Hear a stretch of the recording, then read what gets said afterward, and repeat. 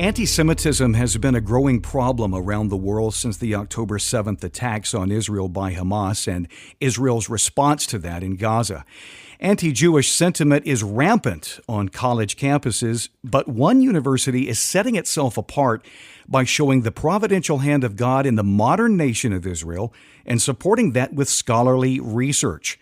We're talking about the newly formed Institute for Israel Studies at Regent University, and joining me is its chair, Dr. A.J. Nolte. He's also assistant professor of government there at the Robertson School at Regent. Dr. Nolte, welcome to the Stand Radio. Thanks so much. Great to be here. This is exciting. Tell us about how this idea came about for forming the Institute for Israel Studies. Yeah, thanks. So actually, this is something that I had thought about for quite some time. I started teaching at Regent in 2017, and there's a real interest in and passion for Israel among Christian students, but not always as much knowledge or understanding of some of the complexities of the modern nation state of Israel. And I thought, well, boy, we really could do more here to educate folks about that. And I think there are a lot of opportunities for universities to partner with some of the world-class universities in Israel. So I was seeing this mostly as a positive. This is going to be great for Regent. Let's start working on this. Talk to Dean Bachman about it. When she came on board in 2021, we started thinking and praying about it. But as I got more into this, and as I got connected with some of my Jewish colleagues in particular around the country who are at some of the more elite universities, what I was finding was that actually it wasn't just a mission to Christian universities, but that actually campus anti-Semitism was increasing at a rapid pace. And was tied in with a lot of these left-wing, post-colonial, almost Marxist ideas. And so I realized we really need to counter this in the academic space. And so our planning and our discussions on that intensified. But it was after, of course, October 7th that people saw the reaction on so many college campuses where instead of candlelight vigils in support of Israel, instead of prayers for the victims or people calling for a return of the hostages, we almost immediately saw all of these campus organizations come out in solidarity with with Hamas and with Gaza, and criticizing Israel for genocide before the first military action that Israel even took. Yeah. And so that really, I think, kicked this into high gear, and something that was an opportunity or valuable just became indispensable. And so we were lucky enough to have a gracious donor reach out at the end of last year and the beginning of this year. And we've been this year putting together the proposal, taking it through our process at Regent, and we're glad to announce the Institute. And I would say, in a sense, it was providential timing. It's God's timing that our press release came out not too long after things really escalated at Columbia. Yes. And so God has a funny way of timing that out. What you said about anti-Semitism is exactly right. It's almost eerie how vehement this rhetoric has become, and some physical violence as well. Let me give you some stats here. The American-Israeli Cooperative Enterprise came out with a study back in May of last year where they studied the number of dollars going into universities. Arab countries have funneled billions into these universities. Give you an example. Number one is Cornell University, $1.8 billion. Georgetown, $830 million.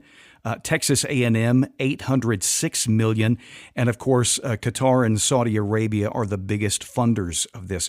Dr. Nolte, how much anti-Semitism on college campuses do you think comes from this kind of influence? Boy, I think that's a hugely important point. And there are two related but separate factors that are driving campus anti-Semitism. First is the one that you mentioned, Qatar and Saudi Arabia in particular. Now, also keeping in mind that sometimes that's the government, but sometimes that is wealthy members of those societies who may have their own interests or agenda. So, for example, you'll see the number for Georgetown from Saudi Arabia, but a lot of that comes from a guy by the name of Prince Al-Walid bin Talal. And Al-Walid bin Talal is by no means a fan of or on positive terms with the current Crown Prince Mohammed bin Salman. They have had significant political differences in the past. And a lot of the donations by Al-Walid bin Talal are certainly funding an anti-Israel sentiment. I would say Middle East studies in particular is heavily influenced by this money. And if you look at Qatar in particular, which is number one, look at what they've been doing in the region since 2011, 2012. They've backed every Muslim Brotherhood government that has come about. They've been hosting Hamas. They've been, certainly benefiting from their role in the Gulf Cooperation Council, but also kind of playing both sides against the middle with some of those Islamist forces. The second factor, because I think the Middle East studies and the funding there is important, and it's part of the reason why any pro-Israel effort is going to desperately need the support of biblically faithful Christians, because we're going to be outspent hundreds, if not thousands, if not millions of times to one, even if we do really well on fundraising. But the other factor that's really important, and you have to kind of dig to find this, is there's been a long-standing left-wing anti-Zionism that I would consider to be anti-Semitic, that actually has its origins from the Soviet Union from the 1970s.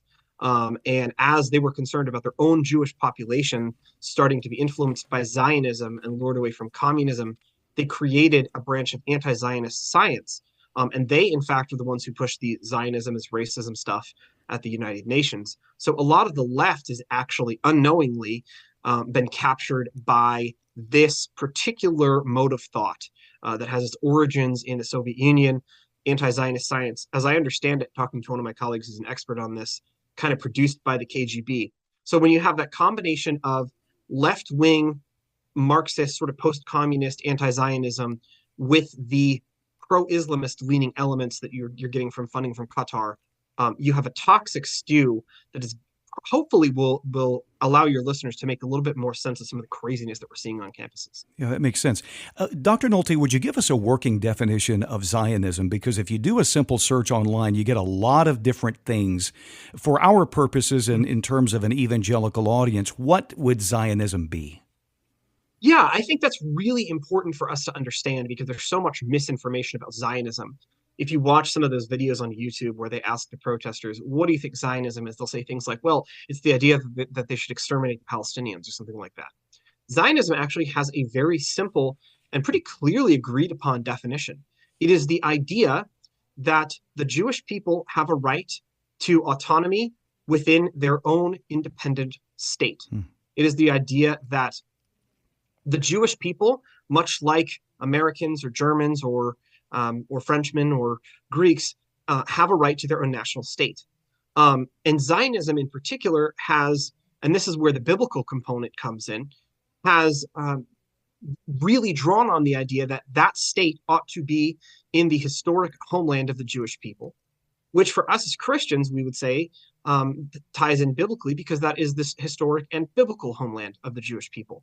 So certainly not all Zionists are religious. Not all Zionists are even necessarily devout religious Orthodox Jews. It starts out actually as a nationalist project. But of course, the homeland of the Zionists is the historical biblical homeland of the Jews.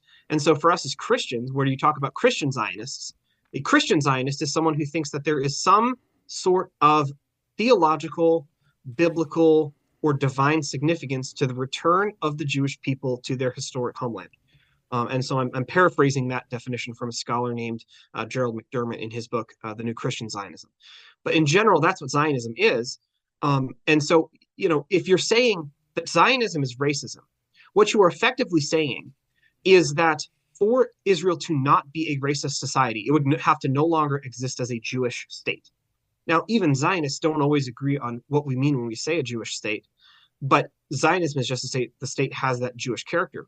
And so anti-Zionism is the belief then that there ought not to be a state of Israel that has a distinctively Jewish character in the historic and biblical homeland of Israel. So, I think we sometimes obscure this definition of Zionism, but it is actually very clear, it is very simple, and it comes right to the heart of the existence of the state of Israel as a Jewish state. Dr. Nolte, as you continue to develop programs and classes for the Institute for Israel Studies there at Regent, what are some of the biggest misunderstandings that you hope to address in terms of course load? I would say from our perspective, the biggest one is actually the one that we talked about, the nature of Zionism, trying to educate folks to understand exactly what Zionism is. And that leads into my second huge misconception that's being spread, the idea that Israel is an apartheid state. It is very clearly not.